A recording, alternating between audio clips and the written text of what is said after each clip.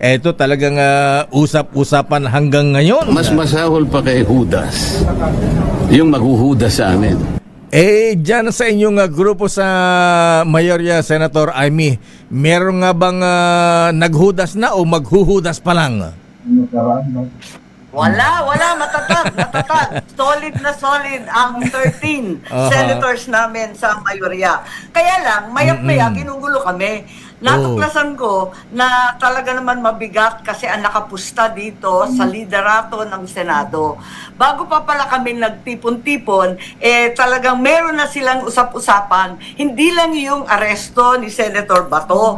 Medyo isa lang yon, cover story lang yon. Yung pala, may usap-usapan na bago magbotohan sa Kongreso na kinakailangan daw, eto yung meeting ng liderato noon, ng Senado, ng liderato ng Kongreso, ng mga administrasyon, cabinet officials at iba pang negosyante na kinakailangan daw kung hindi daw hindi daw lulusot yung impeachment kasi wala ngang boto sa Senado, baka tapos mananalo pa si VP Sara sa 2028, ang gagawin na lang talaga papalitan ang konstitusyon, dadagdagan ng 3 taon ang kasalukuyang kongresista at pati na rin ang Pangulo. Ikakasal na nila ang CONAS, saan ang eleksyon ay para na lamang lokal na posisyon. Extension, NOEL, extension ng 3 taon. Tapos, papaltan pa daw yung edad ng Pangulo. Gagawin daw 50 years para hindi makatakbo at disqualified na si VP Sara. Galit ang Pilipino sa usapin ng term extension. Pipigilan ba natin sa kanilang karapatan? Wala na ba talagang kahihiyan? Self-perpetuation ang gimmick. Tapos, meron pang minamadali. Alam naman natin, nakailang report na walang gustong pumirma dyan sa Blue Ribbon. Paano talagang bumabaha ng ebidensya, tutol sa kay BBM, sa asawa, sa anak, kay Martin. Gusto na nilang tapusin ng madalian, wag nang ituloy-tuloy pa ni Senator Marcoleta natin at makukulong daw lahat ng kamag-anak ko. Takot na takot sila Napakaraming gustong magsalita at nagpipresenta ng ebidensya. Tapos, papasok na naman tayo sa Hulyo ng mahiwagang budget. Ayan na naman. Yung budget ng 2027 kung saan huhugutin lahat ng pera para sa darating na CONAS. Yung 2027 naman at 2028 para rin sa eleksyon kung hindi talaga matuloy ang CONAS na yan. Panghuli, syempre, andyan yung impeachment, guguluhin ng guguluhin, araw-araw tinatakot ng mga senador sa majority, sasampahan ng kaso, ikukulong, dadamputin. Alam natin, isang araw pa lang, si Senator Jinggoy, katatapos lang ng botohan sa Senado, biglang sinampahan agad ng plunder. Ganun din si Senator Cheese, binasura na yung kaso sa COMELEC, biglang binuhay na ulit. Kaya talagang gipitan. Hindi kami magulo. Yung solid 13, magulo sila. Bakit parang kinakabahan si Senator Marcoleta na baka daw maghudas? May mga maghudas o yung daw maghuhudas ay daig pa ni Judas. Mga ganyan. Kasi ganun nga balita. Kasi nga, gipit na gipit kami, hindi dahil naghuhudas yung ilan sa amin, kundi dahil talagang kinakasuhan ng lahat. Yun ang problema. Talagang tinatakot, mayat-mayat may tumatawag na cabinet member, mayat-maya may bigating mga negosyante, ang dami na nakisawsaw. At nakakatakot talaga. At higit sa lahat, siyempre, kakabahan ka talaga pag may sumusunod sa'yo, katulad ni Robin. Ayan, si Bato. Sino ba naman hindi kakabahan? Sang katutak na buntot ang sumusunod kahit saan ka pumunta. Ayan sino ba yung cabinet member tsaka negosyanteng nakikialam, Senator Amy? Bahala ka na, magaling kayo sa DCRH sa blind item. Alam na ninyo yan. Kayo pa. Pero bakit naman kasi kung solid talaga ang mayorya, bakit pa nagipag-usap yung iba at may mga proposal pang papayag silang lilipat basta yung isa doong pwedeng maghudas gagawing Senate President? Ay, may mga kwentong ganyan kasi nga napakanipis. Napakanipis nung mayorya, nasa 13 lang kami. Ayun pa, sadya pang dadamputin si Bato, yung isa pa kung ano-ano pang mga kaso. Kaya't tuloy-tuloy naman ang pakikiusap namin at nakaka-nervyos nung Lunes, yung pakiramdam mo na talagang tensyonado lahat at hindi nagkikibuan, mainit ang ulo ng lahat. Gusto namin makipag-usap sa kanila. Hindi naman kami nandito para makipag-away, kundi paltan lamang yung liderato dahil sa isip namin, yung con-as na yan at yung pagpapahinto. Good morning again, good morning again. Ayan, mukhang mahina ang nasa Ilocos po ba kayo? Ba mahina ba ang signal natin sa Ilocos? Ay, hindi. Nasa Makati lang ako. Malakas ang signal sa Ilocos. Basta walang bagyo. Anyway, so ang pinag-uusapan natin kanina, Senator, ay bago tayo naputol ay yung nangyayari sa Senado. Pero nasaan ka nga ba? Ayan, sabi mo, under attack, sinalakay ang Senado. Nasaan ka ba nung magkaroon ng putukan, Senator? I mean, nasa loob ka rin ba ng Senado? Wes, talagang under attack ang Senado ng NBI. Maliwanag yon.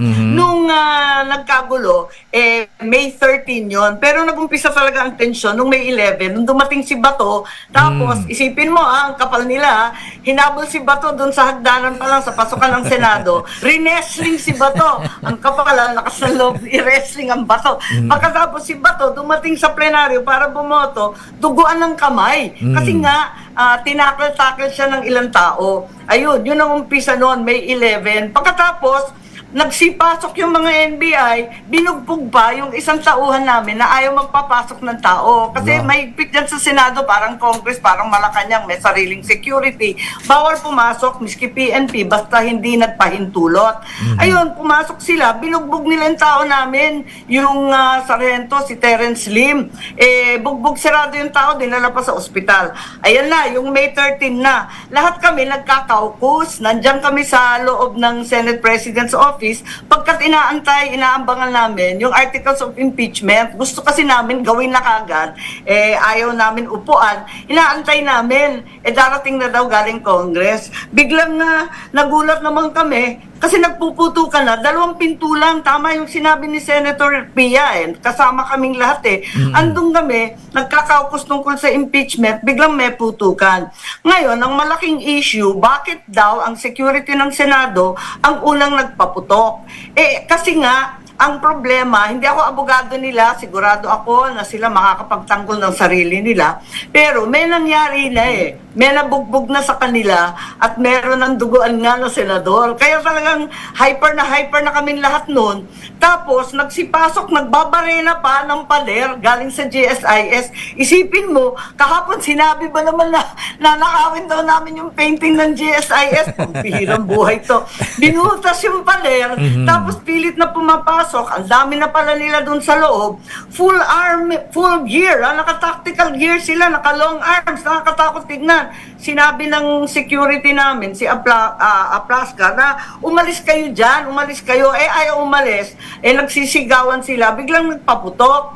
At yun nga, imbes na ibaba yung kanilang armas, nagpaputok din. Kaya nagkaputukan. 44 ang basyo na nakita. Ganong katindi. At hindi ako maniwala na nangyari ito sa Senado. At ang lapit-lapit namin, hindi biro talaga. Tapos sabi,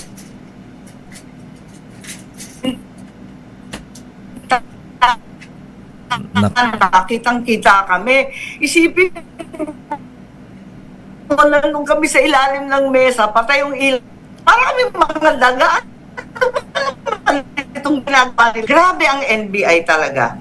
So, kayo ma'am, sumuot din sa ilalim ng lamesa nung nagkaputukan na, dumapa rin kayo doon, ano? Yung internet. Ayan, oo nga, Senator. Senator, I mean, pati kayo po ay sumuot sa ilalim ng lamesa nung magkaputukan? Na naman, yung internet doon. Ayan, internet. Bakit mahina? Ayan na. Okay, Senator Amy, nung nagkaputukan, sumuot din kayo sa ilalim ng lamesa?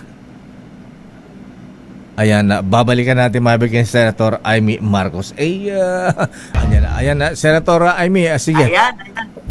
Kayo ba nung nagkaputukan sumuot kayo sa ilalim ng lamesa? Dumapa kayo doon? Oo, kasi sabi sa amin, lie low. So lumayo talaga kami sa kuan. Lumayo kami sa bintana, pinatay yung ilaw. Yung iba, katulad ko, talagang yumuko ako, nandun ako sa lamesa, at nagsuot na ako ng bulletproof. Talagang pumasok na yung CQ ko. Sabi, ma'am, mag-bulletproof ka na, putukan sa labas. At si Joel naman, pilit kaming kinakalma. Sabi ni Senator Joel, "Hoy, taga-Bukawi ako, fireworks lang yan." Sabi namin, "Hoy, tumahimik ka, ang lakas-lakas, ang lapit-lapit. Ano ka ba nung bandang huli?" Sabi nga niya, iba na to. Ayun, tapos umiiyak na, nagsisigawan na yung mga media sa labas at pati yung mga secretary and staff.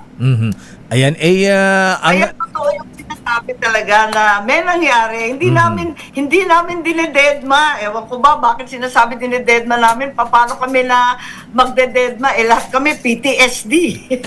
ang sabi ni Director Melville Matibag ng NBI, Senator Amy, kaya daw sila nagpunta ng Senado. Ayan, nakausap din natin si President Vic Veloso ng GSIS. May mga tao doon na naka-G-Hub doon sa building nila sa GSIS. Kaya doon humingi ng tulong sa NBI. Nakakatawa naman sila yung paglusob sa amin, nandun na pala yung mga NBI nung umaga pa. Nung May 11, nandun na sila, wala pang GSIS sa eksena. Nung May 13, umaga pa lang, nag-aaligid na sila. Yung sulat yung sulat ni GSIS, too late the hero naman, halatang halata. Alas 4, sabi ni Presidente, pinalayas na niya yung NBI. Pero alas 5 lang dumating na nagpapasaklolo yung GSIS at nanakawin daw yung painting nila. Nakakatawa naman sila, napaka-late. At wala namang binanggit na painting na ipagtatanggol at may tangkang nakawin. Wala namang ganun parang excuse na lang after the fact. Nakakatawa nga Pero eto nga, talong-talo kami sa communication dahil lahat yan ang sinasabi. Ang hindi namin na-connect, meron palang balak na magkaroon ng CONAS. Noel pala ang pakay. Hindi lang naman pala si Bato, dahilan lang yun. Nagkataon lang na lumabas yung desisyon ng Supreme Court na bigyan ng 72 hours at hindi nabigyan ng TRO. Excuse lang yun. Yung talagang gusto, Noel. Wala nang eleksyon sa 2028. Uupo ang Pangulo hanggang 2031. Wow, aba, kaninong brain siya? Sinong mastermind niya na? Sino nag-isip niya na magkaroon ng no election, Senator Amy? Nawala kayo, di ba maalala ninyo, bago magbotohan sa impeachment, lalo na yung Visayas and Mindanao congressmen, ayaw bumoto talaga sa impeachment. Ang problema, unang-una, inalok sila ng 20 million pesos cash. Pagkatapos, 200 million ang kanilang infrastructure, hard projects. Baka kasali na naman ang flood control dyan, ewan.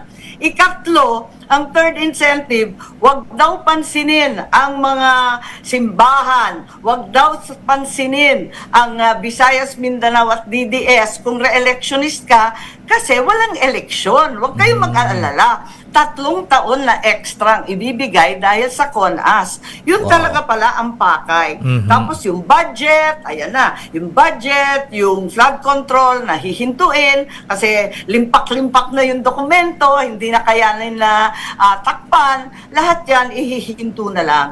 Kung magkaroon Yung pala yun. Kung magkaroon po ng no election at magkaroon ng term extension, Senator Amy, ayaw niyo ba ma-extend ang termino na yung ading Pangulong Bongbong Marcos? Alam naman ninyo, puro kababalaghan lang nangyayari.